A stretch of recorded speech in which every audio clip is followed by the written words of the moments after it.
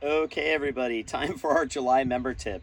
Man, hope everybody's been staying hydrated. We actually finally got like a really hot part of the summer, right?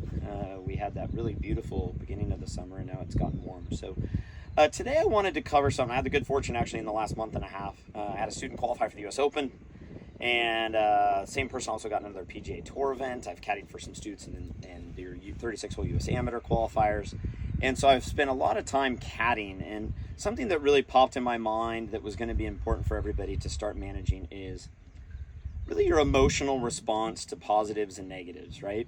Um, First, let's start out with over the course of your career, if you have a good plan and you believe in it and it makes the most sense, that's going to get you good. And again, that's the responsibility of me as your teacher, Nick and Robbie and the guys in the shop or whatever, whoever you're taking your lessons from. I mean, this is our responsibility to help you guys develop this plan of how I'm going to build myself a game, right? So you start there. Once you have a plan you believe in, then it's all a matter of sticking to it. I've never seen a great player or even a good player build trying stuff, reading magazine articles, trying stuff they saw on YouTube. Those things are fleeting and they last for a little bit and then they tend to fade away. So let's try and avoid those things, right? Like I said, get a coach that you like their style. Hey, right here at Kata, you've got 3 or 4 of us, right, to help you. We're all going to be a little different. Nobody's better than another. We're all just we have our opinions, we have our thoughts, we have our styles. You're going to like one of us, you might not like another one of us. And I don't know, I know I'll speak for me. I don't take it personal if people don't like how I coach. Hey, I've gotten a lot of good results, so I know my information is good. So pick somebody, go get a teacher, get a plan that you believe in, and start there. 2, negative has just never helped in history. I've never seen it help anyone, right? So why waste? I always used to say, why waste the time? And then I had one of my tour pros correct me the other day. He's like, hey, we have time. What we don't have is the energy to waste. And I love that. So we have to develop where I'm okay with once a year when you're having a really cruddy day, one of my players kind of getting frustrated and tipped over. Lord knows I've certainly done it plenty of times.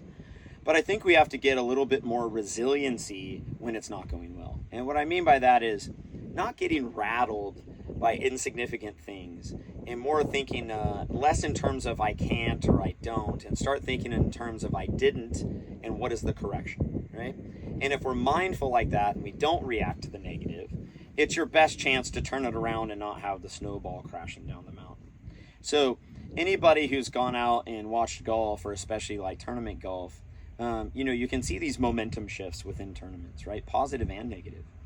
And what you really want to do is get where your career is a slight upward trend and you don't have as big ups and downs, right? That the ups are obviously up, but that the downs aren't big crashes, that they're kind of okay.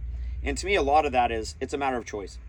You have to choose that every time you go out, you're in control of one thing, and that's just your attitude that you bring to it. I can't control the wind and the course and the good and bad bounces or even my physical aspect. That's all part of my plan, and some of it's just the variability of our sport. But I can control the attitude which I bring to golf. So we're all blessed to do this. We're in this beautiful environment. We're out with our friends, even in a tournament. My student, playing in the U.S. Open, you kidding me? I dreamed of that myself. I won't lie, I was a little envious when we were there. And so embrace that. It's okay to be frustrated when it doesn't go good. We missed the cut at the U.S. Open. Overall, I thought he played pretty nice. The conditions were brutally tough. Hey, all it showed me is what we have to do as we continue on our plan. So anytime you play, just try to learn something from it, good and bad. On your good swings, what I do, what that feel like so I can do it again. On your bad swings, how is that different than when I've made a good shot? And then try to always be in control of your brain, right? So when we get frustrated, angry, mad, sad, our brain starts releasing a hormone into our system called cortisol. And what cortisol does is it changes your heart rate, increases it, makes your brain activity a little more scattered, and it takes us about an hour to metabolize that from what I've read. So think about that. Does any of that sound good for our sport where you got to be calm and even-tempered and kind of not ride this emotional ups and downs?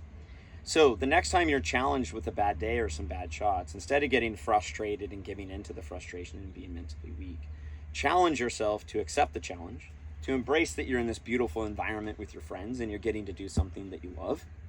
And just try to learn from the experience so you can do better the next time. So I hope that helps. Try and start every round with the intention that you're going to be in control of your attitude and your mind. Try and respond less to negative influence like bad shots. And try to kind of really embrace the positive ones so you can really build on that. If you do that, I'm sure it'll help.